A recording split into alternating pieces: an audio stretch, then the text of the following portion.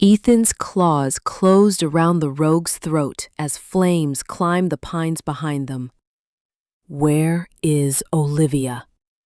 His voice cut through the crackle of burning branches. Smoke stung his eyes, hot ash clung to the black leather at his shoulders, and somewhere beyond the orange wall of fire, a wolf cried out once, then went silent. The rogue smiled through cracked lips. "She stopped waiting for you to bring her home." Ethan's grip tightened.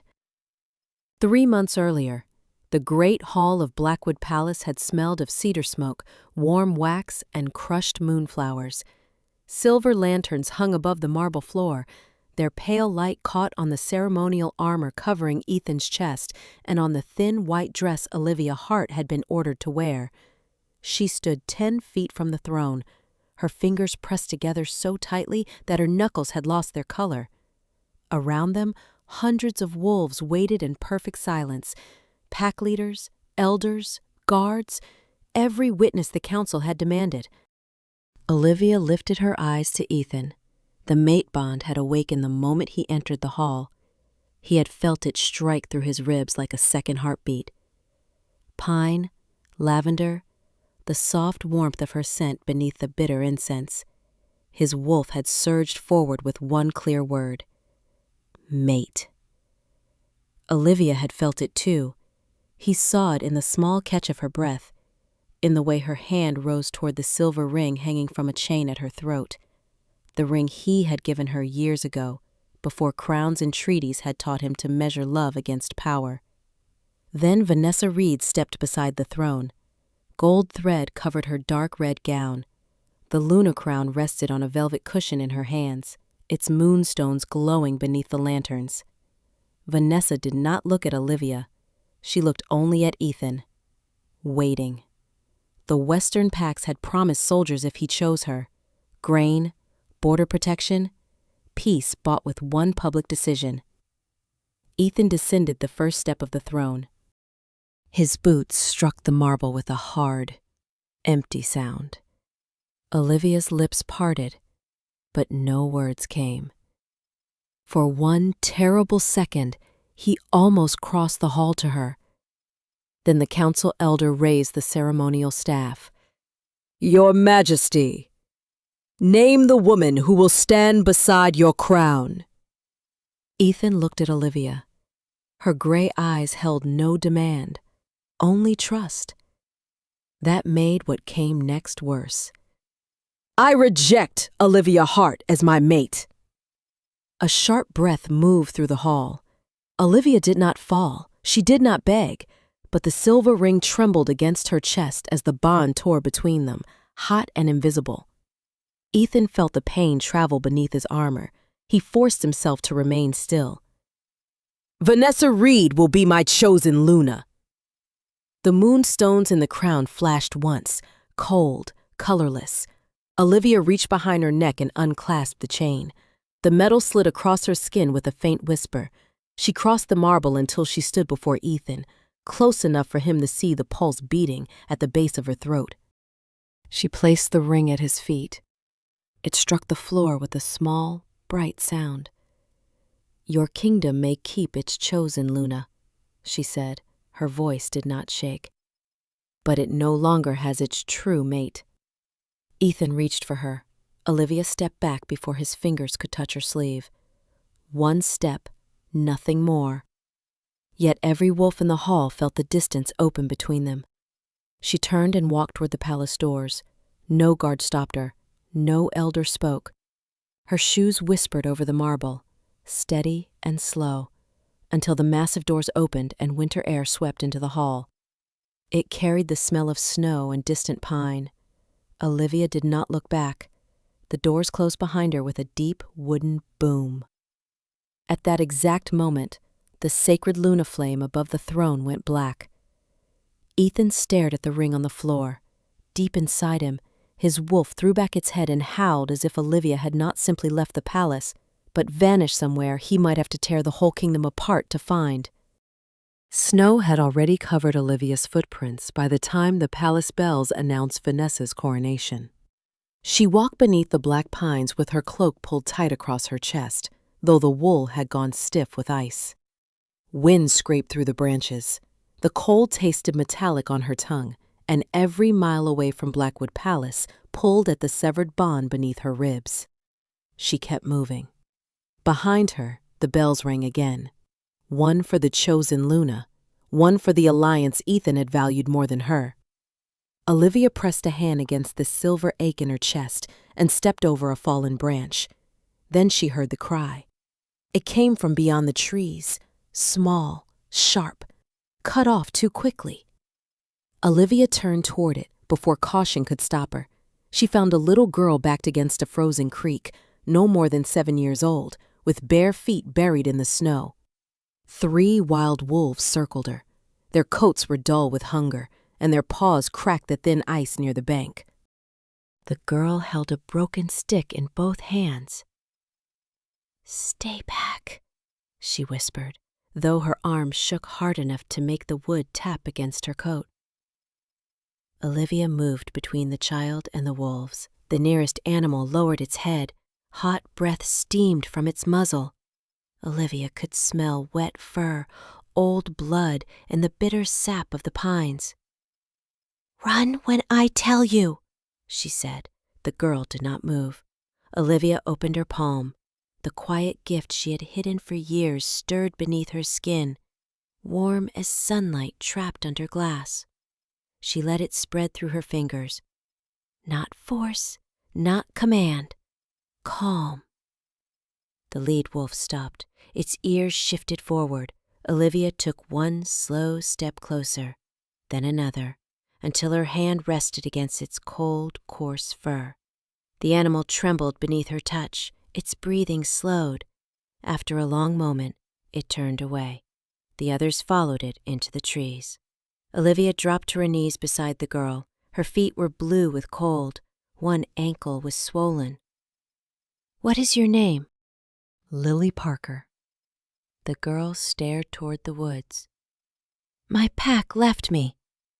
Olivia pulled off her cloak and wrapped it around Lily's shoulders. "Then they do not get to decide whether you survive." She lifted Lily into her arms and followed the creek east. Where smoke rose faintly beyond the hills.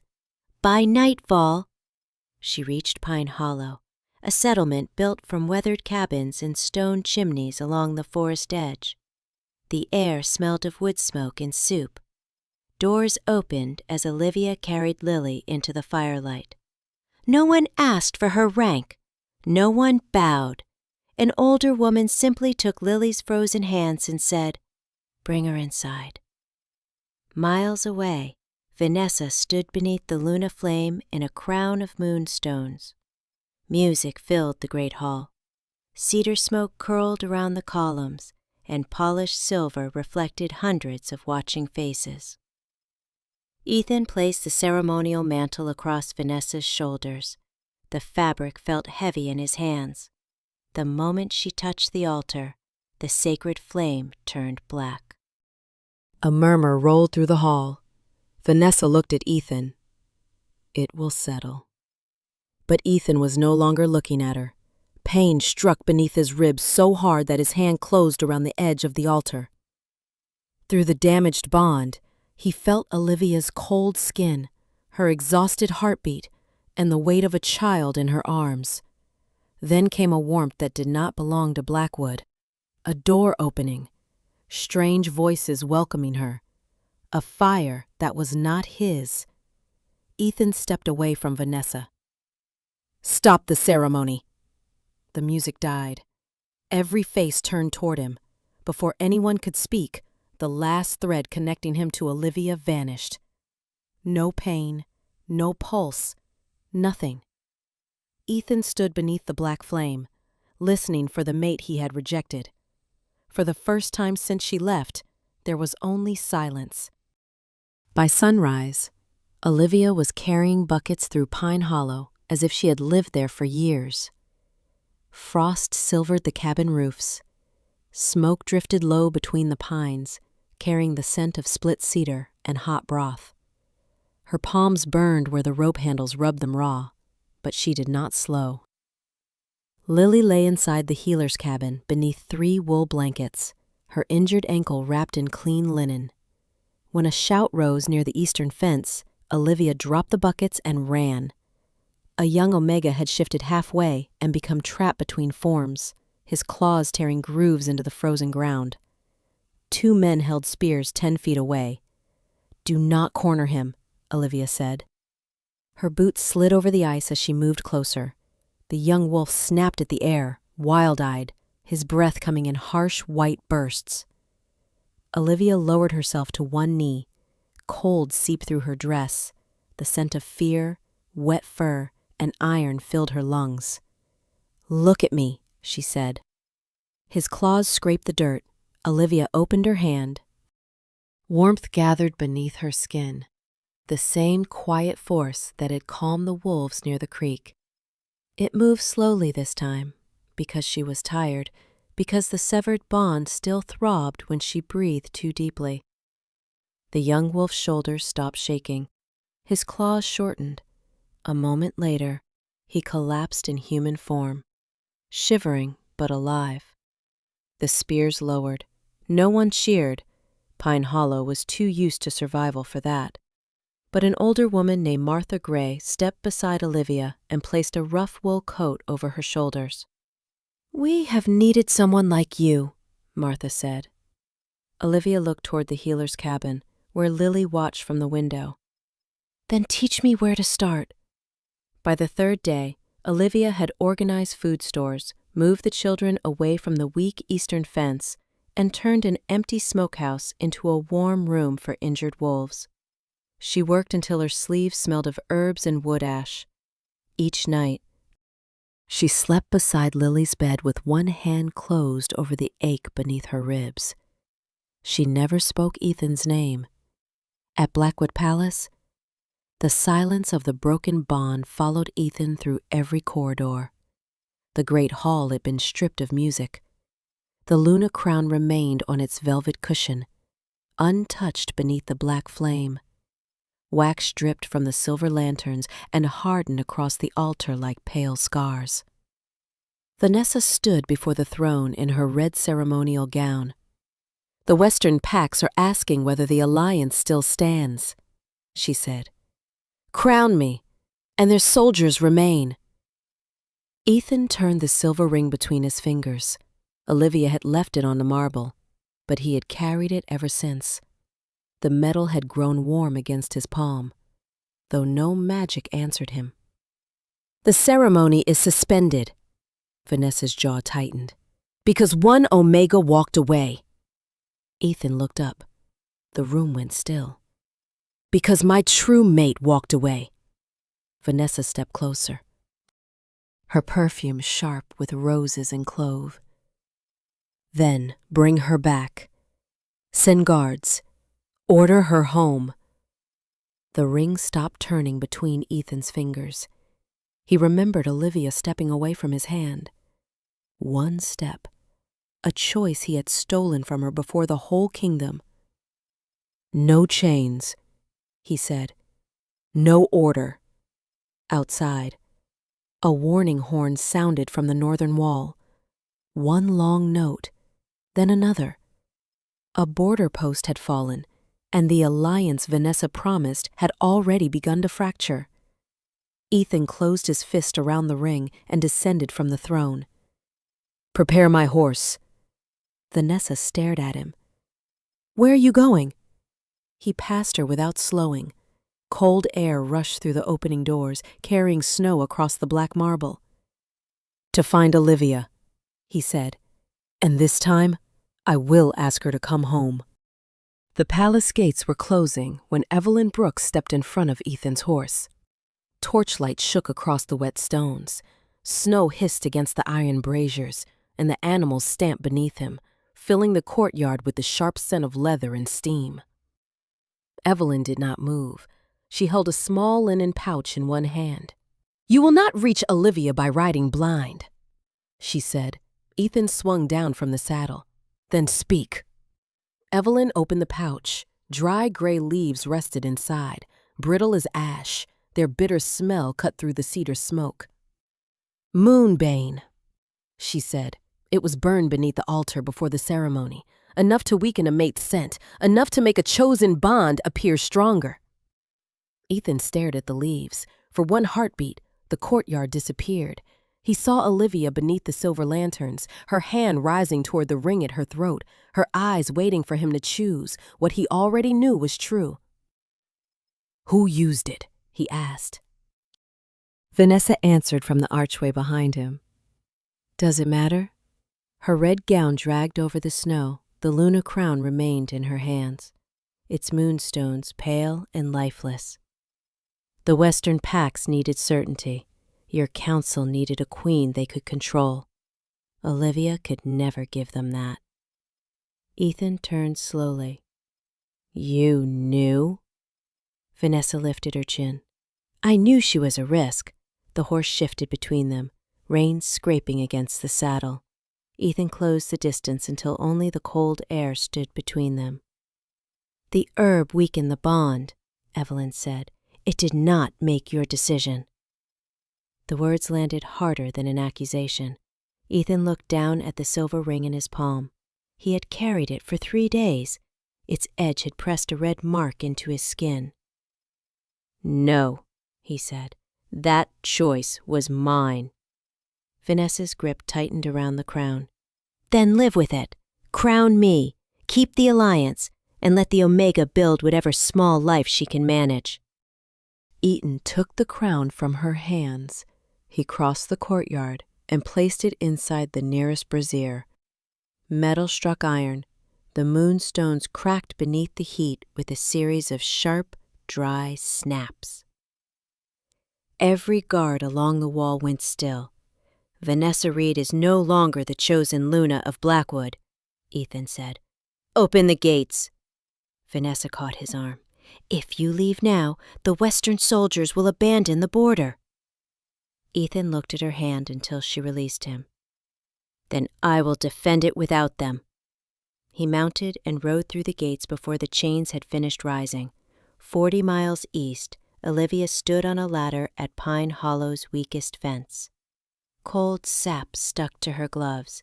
The wind carried smoke from the chimneys and the steady knock of hammers as the settlers reinforced the wall below her. She drove the final iron spike into the timber, then climbed down beside Lily.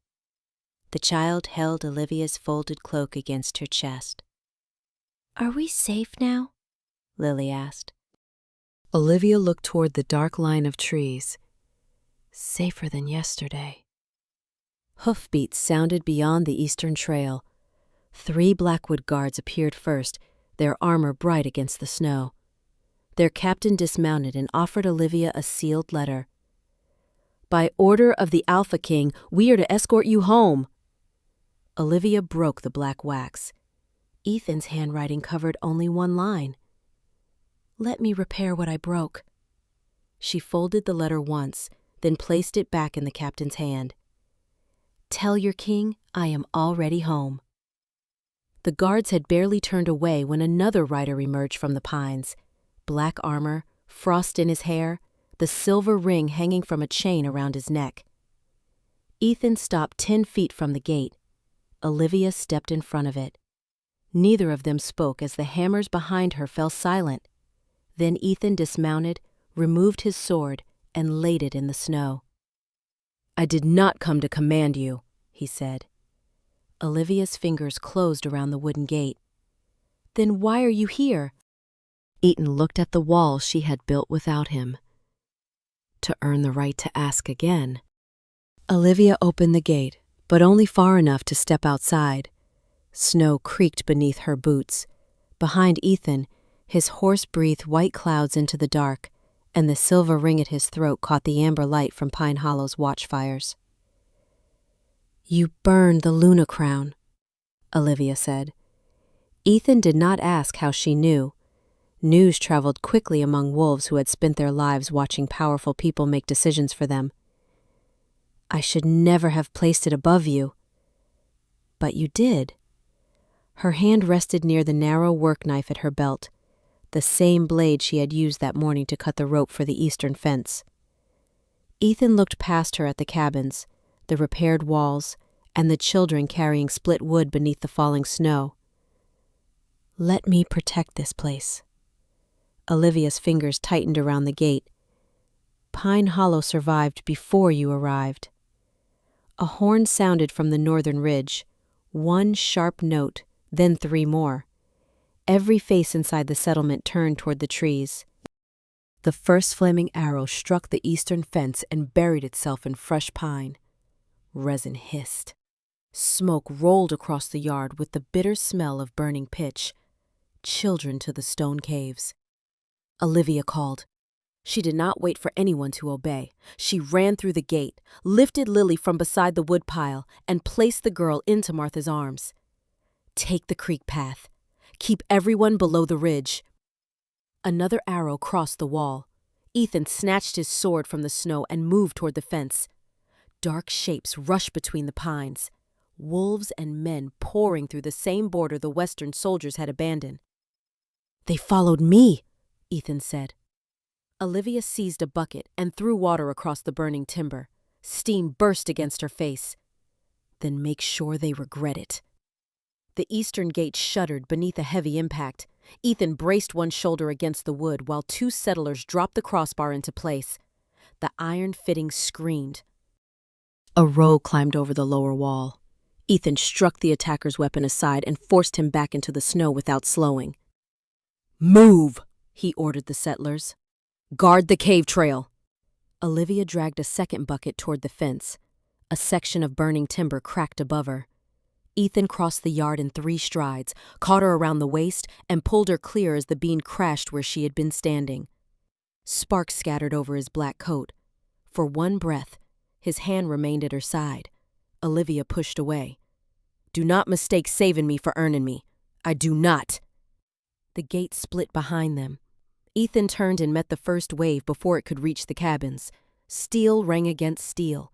Snow churned beneath boots and paws. He held the narrow entrance alone long enough for Olivia to lead the last group of children toward the creek path. When Lily stumbled, Olivia carried her. When an older Omega could not keep pace, Olivia put his arm over her shoulder and kept moving. The caves waited beyond a wall of frozen vines, their stone mouths hidden beneath the ridge. Olivia counted everyone inside. 23. One missing. Ethan. She returned through the smoke despite Martha calling after her. She found him near the broken gate, breathing hard, one knee pressed into the snow. The remaining rogues had retreated into the forest. Ethan's sword lay beside him. Olivia drew her work knife and placed its point against the leather over his chest. "You do not get to call me yours because someone else tried to take me." Ethan raised both empty hands. Ash streaked his face. "I did not come to claim you." His voice was rough, but steady. "I came to give back the choice I stole." The knife remained between them. Then Ethan swayed. Olivia caught his shoulder before he struck the ground. A thin silver blade protruded from the side of his coat, and a dark stain spread around it. The metal smelled sharp and poisonous in the cold air. Ethan looked up at her as the strength left his legs. "Get your people home," he whispered. Olivia stared toward the caves, then back at the man who had crossed a kingdom to reach her. She slid her arm beneath his shoulders and made her decision. "Pine Hollow is my home," she said, "and you are not dying at its gate." Olivia pulled the silver blade free. While Ethan bit down on a folded strip of leather, the metal struck the basin with a thin, poisonous ring. Steam rose from the water beside the cot, carrying the sharp scent of boiled pine needles and crushed yarrow through the healer's cabin. Ethan's coat lay on the floor, stiff with snow and ash. His skin had gone pale beneath the amber lamplight. "Hold him still," Olivia told Martha. Ethan's hand closed around the edge of the cot as Olivia pressed both palms near the wound. Heat gathered under her fingers. Slow and stubborn, silver poison resisted healing magic. It moved through the body like winter through cracked stone, leaving numbness wherever it touched. Olivia drew a breath and pushed deeper. The room blurred at the edges. Her shoulders shook. A glass jar rattled on the shelf. Ethan reached for her wrist. "Stop!" Olivia did not look at him. "You crossed 40 miles to reach me. Do not waste the trip by dying." Warmth spread beneath her hands. Ethan's breathing steadied, but the effort pulled color from Olivia's face. When the last trace of silver surfaced against his skin like gray smoke, she trapped it inside a damp cloth and dropped it into the fire. The flames flashed blue. Then they settled. Olivia stepped back and caught herself against the table. Ethan tried to rise. She pushed him down with one hand. "You are not healed. The poison is contained. That is all. It is enough." "No. Enough would have been choosing me before I had to leave." The cabin went quiet, except for the pop of burning wood and the wind pressing snow against the shutters. Martha gathered the basin and left without a word. Ethan sat with his back against the rough log wall. The silver ring still hung from the chain around his neck. "I thought loving you would make me easier to control," he said. Olivia folded the blood-stained cloth and placed it beside the fire. "So you chose someone you could control instead." "I chose soldiers, grain, a border alliance." His fingers closed around the ring. "Then I watched every one of those things disappear the moment you walked out." Olivia turned toward him. "Do not make me responsible for the weakness of your throne." Ethan lowered his eyes. "You are not. I am." She studied him for a long moment, then pulled a sheet of parchment from Martha's supply desk. The paper was rough and smelled faintly of dust. She placed it before him with a quill. "You said you came to give back the choice you stole." "I did." "Then prove it." Olivia named her terms. The council would never again choose a Luna for political gain. Every Omega would have the legal right to refuse a bond without punishment. Pine Hollow would receive royal protection, food stores, and recognition as neutral ground for the rejected and packless. Ethan listened without interrupting. Then he wrote. The quill scratched across the parchment, slow but steady. He signed his full name beneath each promise and pressed his thumb into the black ink beside it. "When I return to Blackwood, these become law." Olivia lifted the parchment. "You may return alone." Before Ethan could answer, something struck the cabin door. A black feathered arrow had buried itself in the wood. A strip of red cloth was tied beneath its head. Ethan rose despite the pain in his side and pulled the message free. Outside, horns sounded along the ridge. Dozens of torches appeared between the trees, their flames moving closer through the snow. Olivia read the words over his shoulder. "Send out Olivia Hart before sunrise, or Pine Hollow falls." Ethan folded the message once and fed it to the fire. Then he reached for his sword. "They want you outside these walls," he said. His voice had lost its weakness. "They will have to go through me first." The first torch struck Pine Hollow's gate before sunrise. Fire raced along the fresh timber, snapping through resin as black smoke rolled across the snow. Ethan stood in front of the entrance, with his sword in one hand and the signed parchment tucked beneath his coat. His wound pulled with every breath, hot beneath the bandage Olivia had wrapped around his side. Still, he did not move back. "Get everyone to the caves," he called. Olivia seized a bucket from the well and threw water across the burning boards. Steam burst against her face.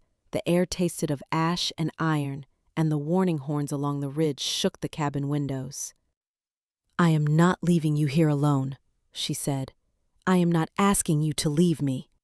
Ethan drove his shoulder against the gate as another impact rattled the hinges. "I am asking you to protect them." That, Olivia understood. She turned and ran. She sent Martha ahead with the youngest children, placed 2 older Omegas beside the injured, and opened the hidden creek path beneath the eastern ridge. Lily clung to her sleeve until Olivia knelt and pressed the folded royal decree into the girl's hands. "Keep this dry. Do not let anyone take it.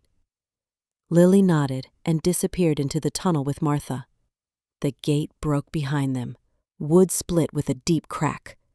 Ethan met the first attackers in the narrow opening, where their numbers could not surround him. Steel rang against steel. Boots slid across ice. He fought without chasing anyone beyond the wall, forcing each rogue back into the smoke while the settlers crossed toward the caves. Olivia returned, carrying a bundle of wet blankets. She smothered flames along the healer's roof, then dragged an injured guard behind a stone trough. "East wall!" someone shouted. A woman in a dark red cloak stepped through the smoke. Vanessa. Snow melted against her hair, and the smell of rose oil followed her through the burning yard. Beside her stood a broad-shouldered rogue with a black wolf carved into the leather over his chest. He held Lily by the arm. "Drop the sword!" Vanessa called. Ethan froze. Lily's face was pale beneath the orange firelight, but the decree remained hidden beneath her coat. "Let her go," Olivia said. The rogue smiled. "The child for the Omega." Ethan looked at Olivia. She took one step forward. He caught her wrist. "No!" "They came for me. They came because they believed I would choose power over you again." Ethan released her wrist and lowered his sword into the snow. Vanessa's smile widened. "At last, a wise decision." Ethan walked toward them with both hands open. "Take me instead." Olivia's breath caught. Wind pushed sparks between them. Ethan, he did not look back. "You wanted the Alpha King," he told the rogue. "You have him." The rogue shoved Lily aside and reached for Ethan. Lily stumbled, then ran. Olivia caught the child against her chest. At the same moment, Vanessa pulled a silver knife from beneath her cloak. Ethan turned too late. Olivia felt the damaged mate bond tear open inside her. Not with pain this time, but with heat. Bright, immediate, alive.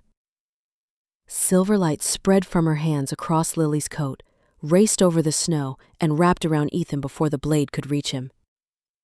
Every wolf in the yard stopped. The black flame consuming the gate turned white. Ethan's eyes flashed silver as his strength returned in a single breath. He caught Vanessa's wrist, disarmed her, and stepped between Olivia and the rogues.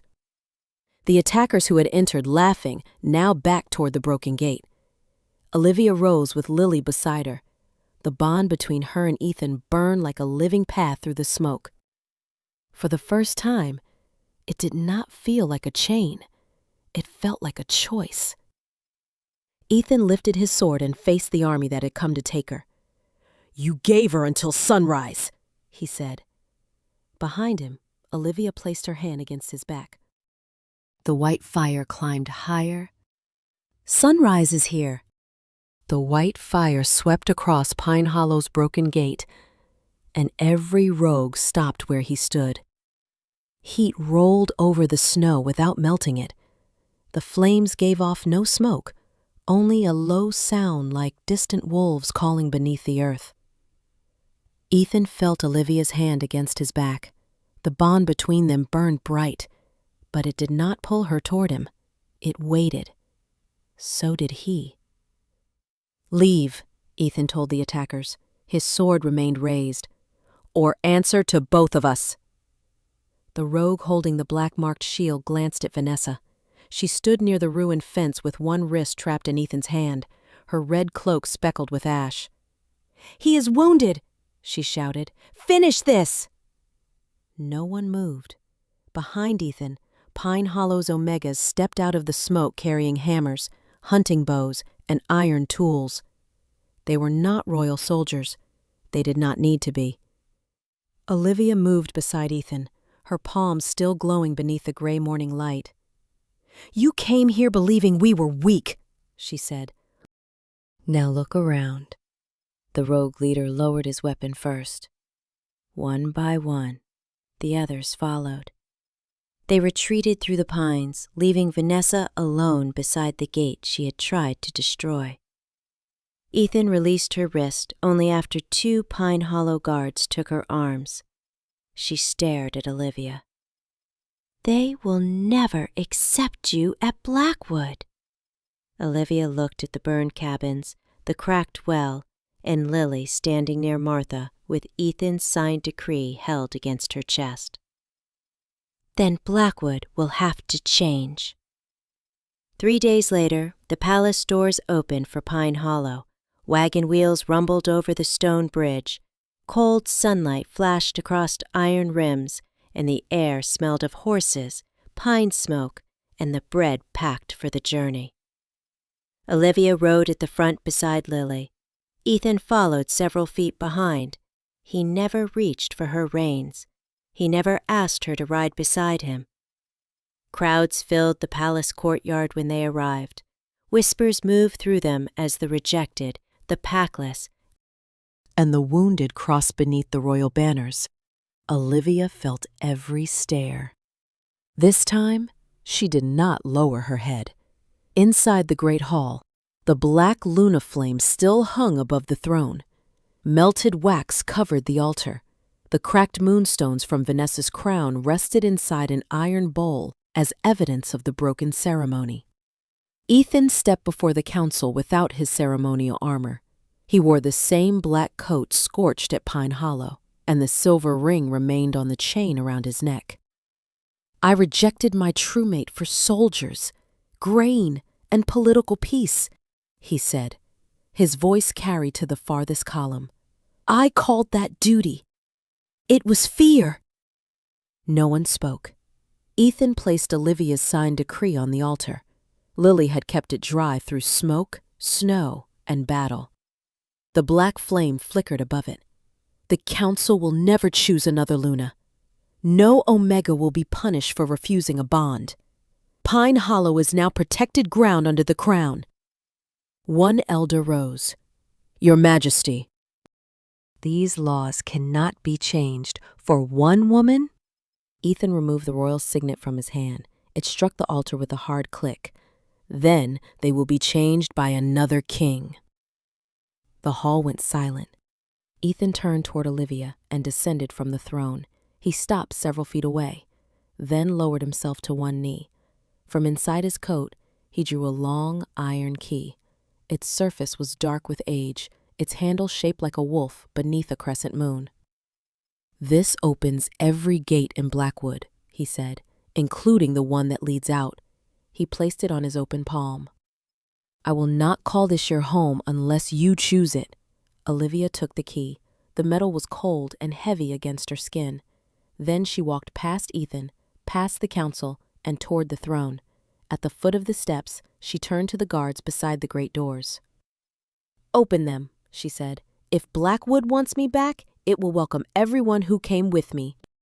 The great doors opened, and winter air swept through Blackwood Hall. Snow dusted the black marble. The scent of pine smoke followed the families of Pine Hollow as they crossed the threshold beneath the royal banners. No one stopped them. No one asked for rank. Ethan remained on one knee while Olivia stood before the throne with the iron key in her hand. "Pine Hollow will not become another corner of your kingdom that people remember only when they need soldiers," she said. Her voice carried between the stone columns. "Its people will have land, protection, and seats on the council." Ethan rose slowly. The burn beneath his bandage pulled at his side, but he kept his eyes on her. "Agreed. Every Omega will choose whether to accept a mate bond." "Agreed. And no crown will ever be placed above the truth of that bond again." Ethan removed the silver ring from the chain around his neck. He did not offer it to her. He placed it beside the signed decree on the altar. "Agreed." The black Luna flame trembled above them. Then Olivia pressed the iron key into the lock built into the base of the throne. Metal turned with a deep click. Hidden panels opened along the hall, revealing sealed grain records, land charters, and council decrees that had excluded packless wolves for generations. Olivia pulled the oldest decree free and laid it before Ethan. He took the royal signet from the altar and stamped the new laws over it in red wax. One by one, the council members followed. Those who refused surrendered their seats. Vanessa and the rogue leaders were tried before the same pacts they had endangered. Vanessa lost her claim, her title, and the political power she had used to divide the kingdom. She was sent beyond Blackwood's borders under guard, forbidden to return. No blood was spilled in the hall. Justice required witnesses, not revenge. Over the next 6 weeks, wagons carried grain, medicine, and timber to Pine Hollow. Blackwood builders repaired the burned cabins beside the people who lived there. Lily began lessons inside the palace school, though she still preferred to sit near the door. Martha accepted a place on the royal council and arrived at every meeting with wood smoke clinging to her coat. Ethan kept every promise he had signed. He never asked Olivia when she would forgive him. He never called her his Luna. He waited. On the first clear night of spring, Olivia found him beneath the old oak behind the palace. Moonlight silvered the rough bark. The grass smelled wet and new, and somewhere beyond the garden wall, wolves ran beneath the stars. Ethan stood without armor or crown. The broken ring rested in his open palm. "I cannot become the woman who trusted you before," Olivia said. Ethan closed his fingers around the ring. "Then I will spend my life earning the trust of the woman standing here now." Olivia stepped closer. She took the ring, not to wear it, but to place it between both of their hands. Warm light spread through the cracked silver. The mate bond stirred inside her, gentle and waiting. Ethan did not move until she curled her fingers around his. Only then did the Luna flame inside the palace blaze white, bright enough to shine through every window. Olivia looked toward Pine Hollow's distant lights, then back at the man who had crossed fire, snow, and his own pride to reach her. "I will come home," she said, "but we build it together." Ethan bowed his head over their joined hands. The Alpha King had fought to bring his mate back, but she returned only when home became a place where her choice mattered as much as his crown.